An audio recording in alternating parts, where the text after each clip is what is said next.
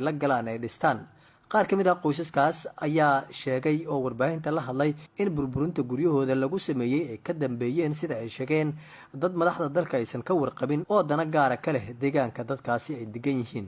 oo ku weesaysahaynay oo cabaynay oo qutul daruurigan yahay oo masaajidku lahaa qashinay nooga riday waa kaas daboolan oo hadalkood ma aha islaamku wada arkaayo oo lay ka taaganahay iminka marka wanooma dhinna dhibaato dhimasho maahna walax noo dhiman oo kale aniga oraxda ana jooga sana 9 aan ku jira sana 9 aan ku jira rabkaana joogi jira ma garatay maxamed siyaad barra ii cabira asagaan la jiri jira askartiisaan la jiri jira waxaan la jiri jira alxamdulillah nimanka ka shaqeeya maxaan oo haradan ka shaqeeyo oo shaqaalaha oo korontadan la jiri jira ma garatay ilmahayga agoonay ahaay inta ku duugan yahay adoogo habartaya ku duugan masaajidan leena ceelan leena dad waxaan nahay masaajidkii waxay yiraahdeen kaniisadaan ka dhisahayna hay yiraahdeen kaniisad aan ka dhigahayna aranaga dumina masaajidka kaniisadaan ka dhigahayna waxa soo kale ma la arki jira ma noo dhaxaysa muslim wala ma dadku yaa anaku waa baaba oo raxdan adayaysa kama hergalno qabowga kama hoyan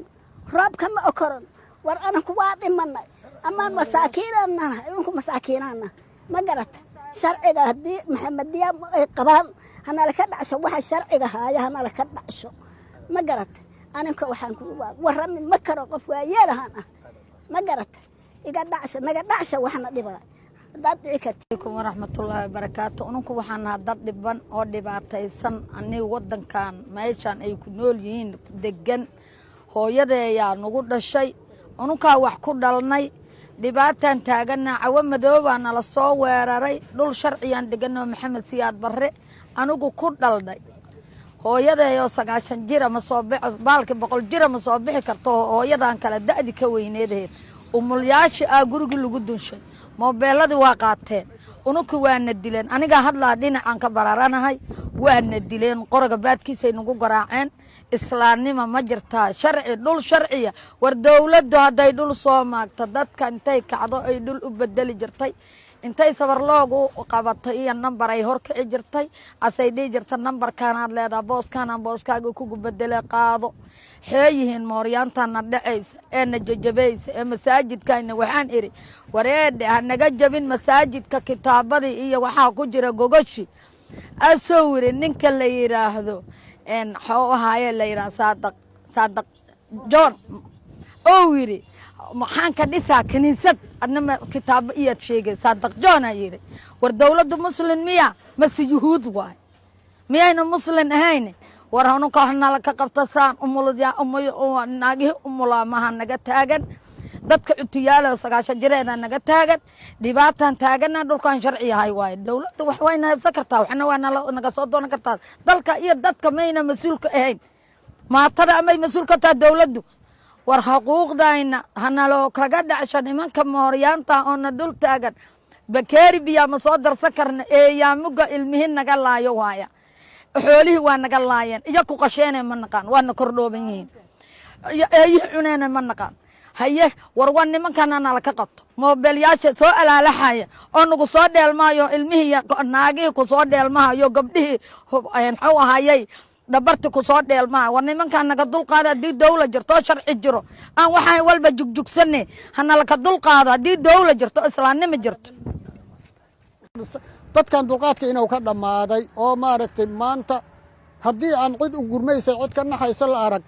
meeshaan aalaydin siiye u guurana aan la lahayn ee alaabtoodii si kala sooc la'aana xataa qiyaastii dawladdu rabtay calaamaysatay in laga booday wax kasta la dumiyey haddana xabad korka lagala rogo cawayo maalin waxa waaye wax insaaniyada ka baxsanay noole eg tahay wax maaragtay muwaadinimada xaq xuquuqda muwaadiniinta ka booday noole eg tahay waxay noole eg tahay dawlad oo shacab dhulay xukunta uma eka dhulkaanu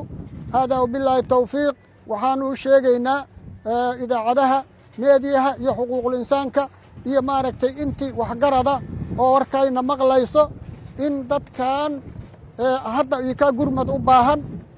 dawladda waxaan ku leenahay magdhow ayaan ku leenahay intaasoo maalmood qoraxna caalna hantadeennina waa la baaba'shay marka magdhowna waa ka rabnaa xuquuqdayna abaalmarinna waan ka rabnaa oo maaragtay waxa ay naga halleeyeen inay xaalmarinna waa ka rabnaa xuquuqdaynana waa ka rabnaa haddana waxaan u baahannahay inaan waabahayna haddii aan wax naloo qabayn inaan inaku dhidhisanno inala nabadgelyo le aan helno nabadgelyo dhulkaan cabir hoo sharci ahaan joognaa maaragtay qof wax intaanaa bedele mahan u guura waxna ma hayno ilaa haddeer 3 wiiga halkaan la yaallaa qoraxdaan la yaallaa ilmihii iyo naagii iyo carruurtii marka waa arrintaanu arrin oo bani aadamnimada ka baxsan oo insaaniyada waydaarsan oo qaab lahaynay noqotay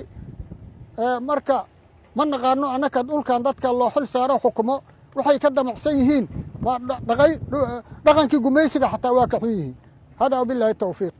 dowladda federaalka Soomaaliya ayay qoysaskaasi ka dalbadeen in arrinkan ay soo fargeliso isla markaana loo ogolaado in dib ay u